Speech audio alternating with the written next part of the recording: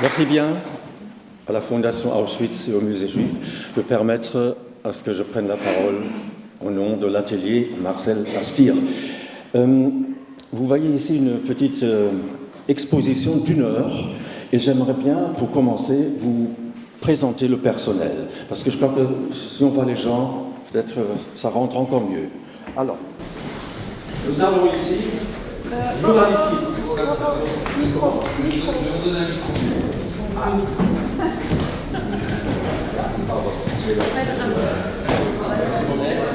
Donc, Johan Fitz, ici, Jean-Franck Lemont, Robert Mestrio et Marcel Astir, dont je vais parler après plus longuement. Nous avons ici le même, ça c'est en 1938, même avant la guerre. Ici, beaucoup d'années plus tard, dans sa cuisine. Entre-temps, il avait reçu le titre de Mensch de l'année du CCLJ en 2007 et le titre de citoyen d'honneur de la ville de Bruxelles en 2006 pour son 100e anniversaire. C'était un grand ami de la jeunesse, des hommes et des femmes en général, mais surtout de la jeunesse. Et vous le voyez ici avec une troupe de scouts à son domicile à Stavelot, où il les accueillait volontairement. Ensuite, le même Marcel Astir encore, ici, au même moment, plus ou moins en 1938, je pense, à peu près, et 30 ou 25 années plus tard. Puis, je vais vous montrer ici, de nouveau, le même monsieur sympathique, avec son chien, même son basset, dans ce qu'on appelle maintenant l'atelier, au 2e étage de la rue du Commerce 51, au quartier Léopold. Et je vous invite vraiment à retenir cette adresse, quartier Léopold, rue du Commerce 51. C'est là que beaucoup de choses se sont passées, et encore aujourd'hui, la vie de cet atelier continue dans le domaine culturel et mémoriel également.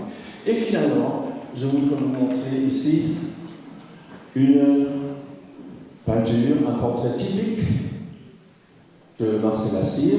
Sa prédilection, c'était les portraits. Il gagnait aussi sa vie avec ça, de femmes, d'hommes, d'enfants. La secrétaire de son...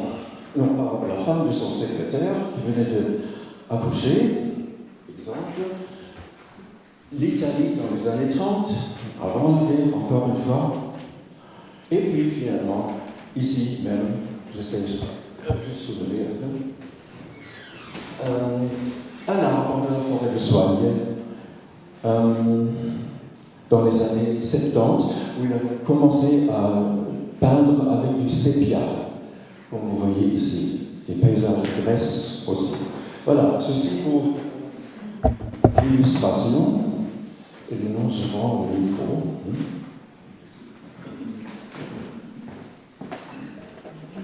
Donc, le sujet, c'est donc le rôle de ce atelier de Marcel Astir et de lui-même au service, on peut dire, des acteurs de l'opération contre le 20e convoi. Nous sommes tous conscients, je pense, tous et toutes conscients, que les êtres humains les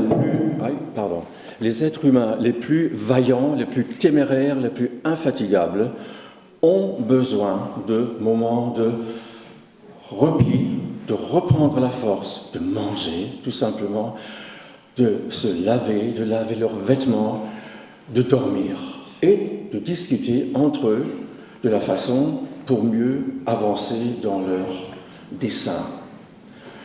Et bien voilà, ça, c'est la fonction qu'a remplie l'atelier Marcel Astir dans les années 1941 à 1944. En 1935, Marcel Astir avait aménagé dans ce 2e étage de ce bâtiment pour y installer son atelier. Dans les mêmes années, dans les années 30, il a participé en tant que président des jeunes théosophes au camp d'été de Emmanuel. Et c'était une espèce de festival pour la paix et pour l'entente entre les humains qui avait lieu là-bas tous les ans, sous l'inspiration notamment d'un sage, on peut dire indien, Krishnamurti. Et Marcel Astir était très imprégné par cette vision de l'être humain, de ce qu'il fallait faire dans la société. Et ça explique, à mon avis, très très bien ce qu'il a fait après 40. 40, il a d'abord fui Toulouse. Il a travaillé dans le consulat belge à Toulouse, dans le domaine des papiers d'identité. Ce qui lui a permis une certaine maîtrise de la fabrication et de la falsification des papiers d'identité. Et il en a profité par la suite, de nouveau, de retour en Belgique, pour justement falsifier les papiers des personnes juives persécutées, en danger. En 1941, il revient. La bibliothèque de sa société théosophique est dévalisée, brûlée par les Allemands. Mais lui, il s'attache alors à sauver son atelier comme un endroit à l'abri de l'emprise allemande. Et il a une idée géniale. Il va déclarer que ce n'était pas son atelier avant la guerre, mais que c'était une école de peinture et de dessin. Et pour prouver cela, il se procure de nouveau des faux papiers dans un ministère belge. Et les Allemands le croient, l'acceptent. Peut-être parce qu'ils adorent aussi, eux, les peintures de dames qui posaient nues dans la salle, etc. Et ils pensent, bon, c'est un endroit inoffensif, agréable, laissons-le faire. Eh bien, ils l'ont laissé faire pendant 41 jusqu'en 44, sans se rendre compte ce qui se passait finalement dans cette salle et dans cette maison. Il a donc permis à des jeunes persécutés, juifs donc en général, de se réunir là, d'avoir, ce que j'ai dit tout à l'heure, un repas, un poêle chaud, tout simplement une sensation de protection, même si elle était temporaire, provisoire. Il a permis des rencontres et finalement ensuite des transports de ces personnes en danger vers les Ardennes ou même au-delà. Et parmi ces victimes de l'occupation, il y avait aussi des acteurs décidés à s'opposer avec tout ce qu'ils pouvaient contre cette occupation allemande et contre notamment la déportation de personnes vers, soi-disant, l'Allemagne, en réalité la Pologne et Auschwitz. Donc, Robert Mesriot n'était pas parmi ces protégés à l'atelier, mais Jean-Franck Lemont et Jura Lifshitz, bien. Ils passaient là-bas beaucoup de temps avec lui. Il y avait même, de temps en temps, des perquisitions. Et à ce moment-là, Marcel Astir arrivait, d'après ses propres dires, à faire partir à un certain moment les Allemands qui venaient là, les officiers qui venaient pour contrôler. Il m'a raconté que souvent, quand ça durait à son goût un peu trop longtemps, leur présence, leur espionnage, il aurait dit, écoutez, non, ça suffit, vous partez maintenant, sinon je m'énerve. Voilà. Et apparemment, d'après lui, ça a marché finalement. Ils n'ont en tout cas jamais arrêté personne là-bas. Ça, c'est formidable. Donc c'était une démarche très maligne, créative, enfin, sans armes finalement. Les seules armes qu'ils avaient là-bas, Jura Lifshitz par exemple, il avait une imprimante, enfin une Ronéo plutôt, une Ronéo.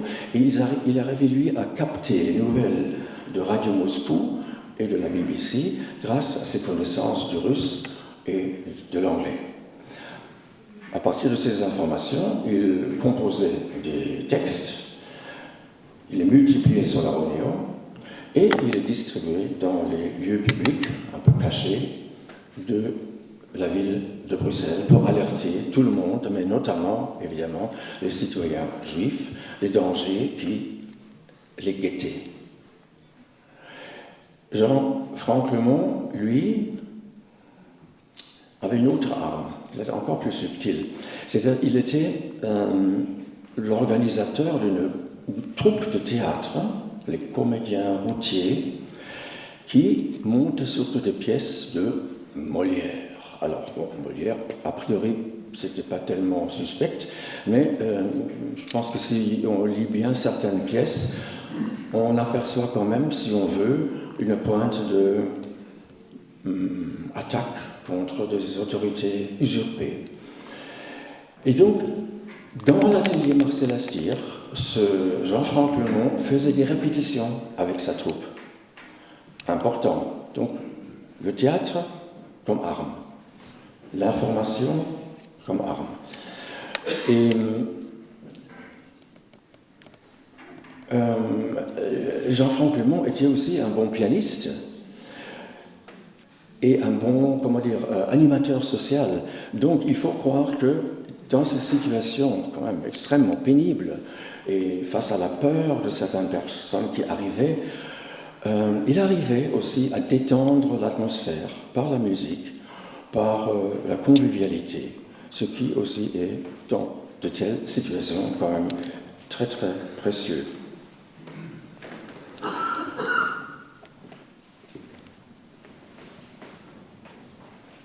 Mais ce qui était élémentaire là-bas, pour les deux, je parle maintenant de ces deux résistants, c'était d'avoir avec Marcel Astier un ami courageux, créatif, comme j'ai dit, chaleureux, et de pouvoir préparer leurs actes envisagés.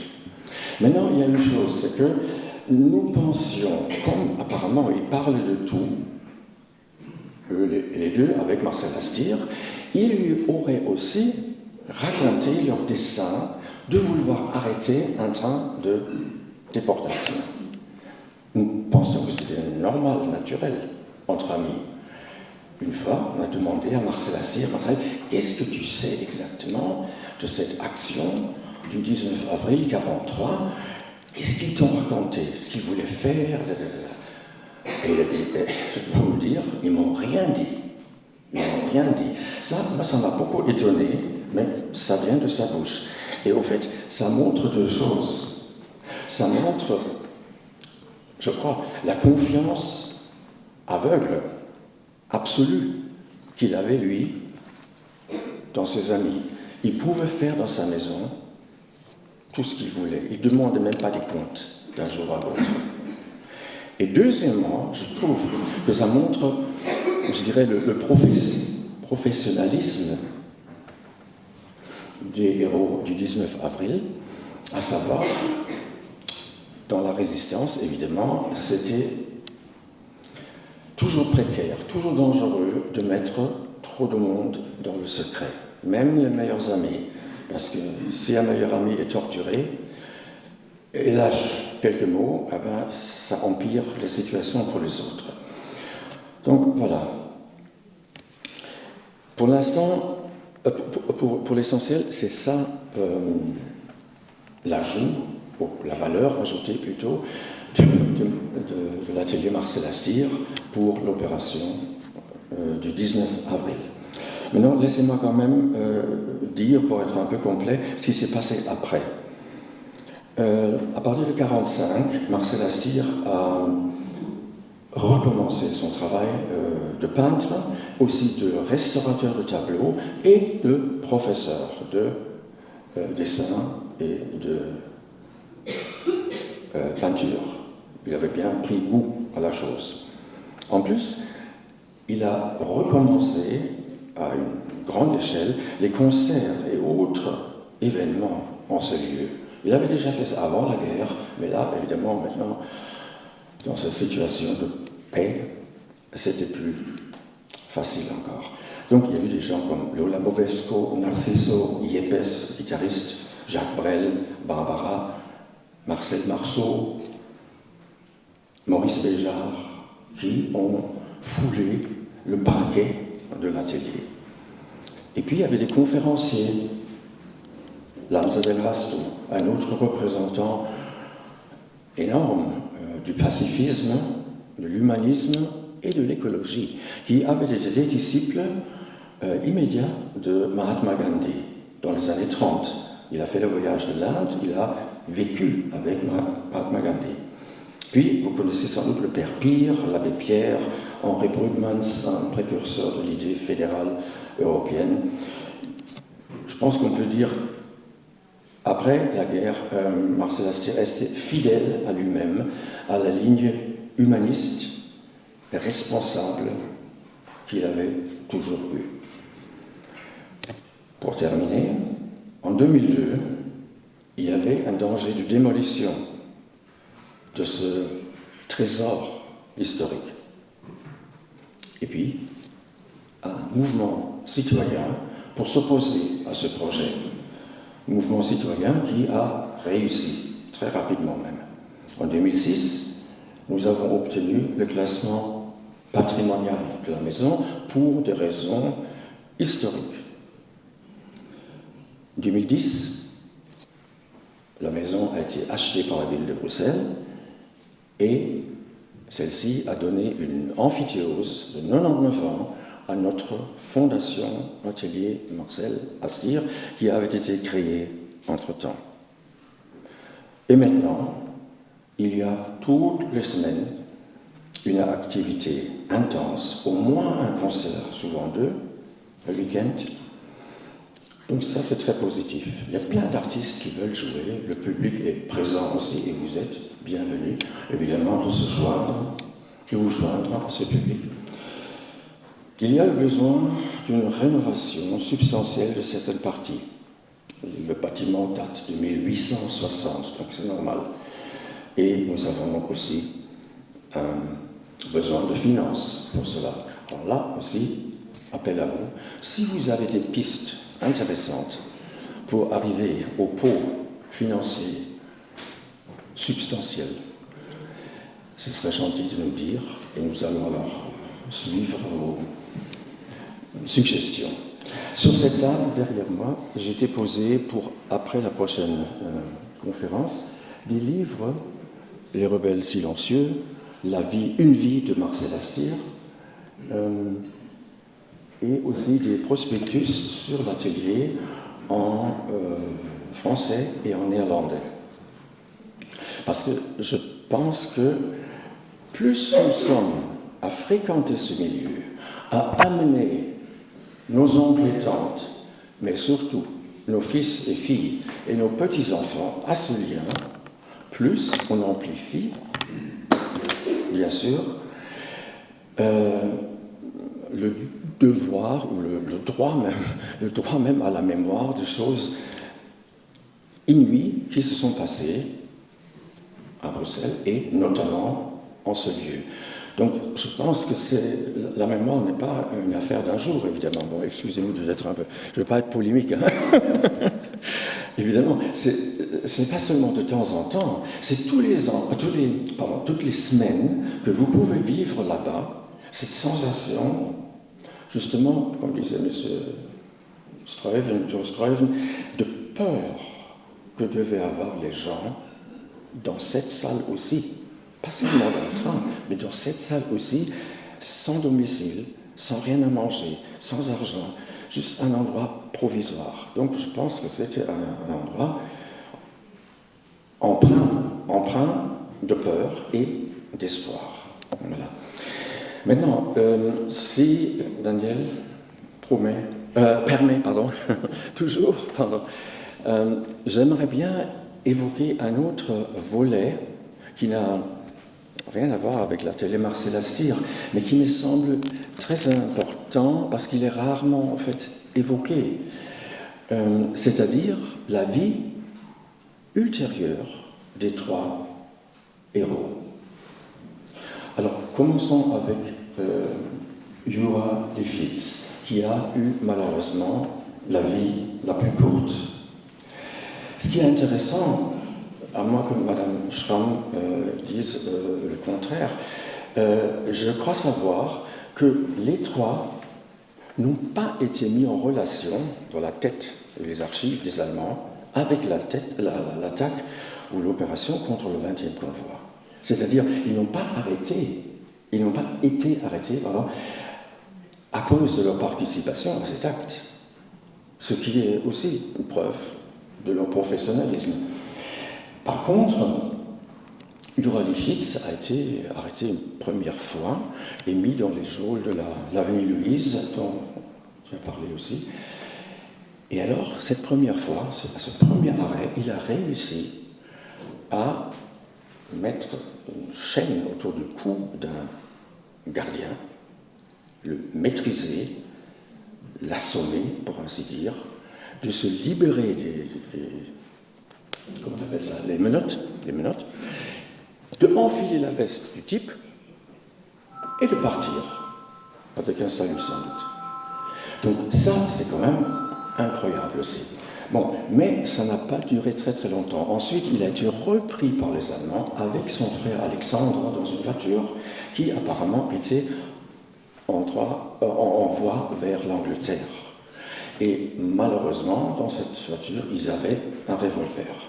Donc ça, pour les Allemands, c'était clair, impardonnable. Et les deux frères ont été fusillés à 1 mois d'intervalle. Je pense qu'Alexandre en janvier et Uriah Lifshitz le 17 février 1944. Dans la nuit, avant son exécution, il a écrit une lettre à sa mère. Déjà, Alexandre l'avait fait aussi la veille de son exécution. Et cette lettre, elle est reproduite par Marion Schreiber dans le livre Rebelles silencieux. Ici, je l'ai en allemand, mais je pense que dans la version française, cette lettre figure aussi. Et c'est évidemment extrêmement émouvant. Donc ça, et maintenant, il repose au clos des fusillés, derrière la RTBF. Oui, il y a 400 tombes là, derrière la RTBF, dont la sienne, et à côté de lui, son frère. Voilà. Jean-Franck Lemond était, au fait, déjà avant la guerre, communiste. Il avait une prédilection pour les actes et pas pour les paroles. Et avec cette idée-là, il est parti en Espagne, s'engager du côté des républicains contre les fascistes. Et il a appris là-bas des chansons, par exemple Venceremos, qu'il a ensuite ici à Bruxelles, à l'atelier, présentées pour donner du courage aux autres. Donc, il a aussi été fait prisonnier par les Allemands en 1944, mais comme il ne connaissait pas son lien avec l'histoire du 20e convoi, ils ne l'ont pas exécuté, ils l'ont transféré à Sachsenhausen, au camp de concentration à Sachsenhausen. Et là, il a dû attendre l'arrivée des Anglais ou Américains, je ne sais pas, pour être libéré. Toujours communiste, il a préféré alors s'installer en République démocratique allemande comme musicien, surtout. Et c'est regrettable que sa nièce ne puisse pas être parmi nous. On a voulu l'inviter pour raconter plus en détail, mais elle est en France. Et on sait qu'en 1977, il est décédé là-bas. Sinon, moi, je ne sais pas plus. Par contre, Robert Mestrio, comme a dit Philippe, son fils, est donc parti après la guerre au Congo avec une jeune femme qui est devenue son épouse. Et il a eu là-bas une vie exemplaire de colon, si on peut dire, j'oserais le dire. Entre autres parce que les sœurs annonciades dans la ville de Kikwit, où il a longuement habité, m'ont dit encore il y a quelques années, Monsieur Mestrio, on adorait qu'il vienne chez nous raconter des choses, nous expliquer des choses, nous aider pratiquement dans leur couvent. Au fait, ce n'était pas un croyant, mais c'était un saint laïque. Ça, ce n'est pas ses amis qui le disent, c'est les sœurs annonciades de Kikwit, un saint laïque. Pourquoi ? Déjà, parce qu'il s'est efforcé, et je crois que c'est aussi un devoir de respect humain. Il s'est efforcé à apprendre les 4 langues régionales, Kikongo, Kisonde, Kipende et Kisuko. Donc il pouvait parler avec les gens. Ce n'était pas le colon arrogant qui voulait que tout le monde lui adresse la parole en français. Non, il se mettait au niveau des gens pour parler. Il travaillait avec eux, il allait puiser l'eau avec eux. Et puis il recevait de l'État belge d'abord, et puis congolais ensuite, après 60, la tâche de tenir en bon état 400 km de pistes de sable, ce qui était, une merveille pour les gens là-bas, parce que jusque-là, c'était difficile de circuler après chaque pluie, avec les érosions et tout ça, et encore maintenant, c'est de nouveau la catastrophe. Mais là, pendant que, en 1950 et 1990, quand il faisait ce travail, à l'aide d'une centaine de cantonniers, payés par les autorités publiques, eh bien, c'était impeccable. Puis, il a créé un énorme cheptel bovin dans la région, 3800 bêtes, ce qui, évidemment, était une source de nourriture, d'emploi pour les garder, pour les bouviers, et de finances aussi pour autre chose. Ensuite, il a planté une forêt en pleine savane qui compte maintenant 200 hectares. C'est essentiel là-bas parce que sinon il n'y a pas de forêt dans cette région du pays. Et les gens ne peuvent pas faire du feu. De toute façon, il n'y a pas d'électricité, il n'y a pas de gaz. Le bois est le seul moyen, la seule source d'énergie. Donc il a permis ça. Et en plus, c'est évident, une forêt fait venir les oiseaux, les insectes, créer de l'oxygène, c'était tout bénéfice pour la population.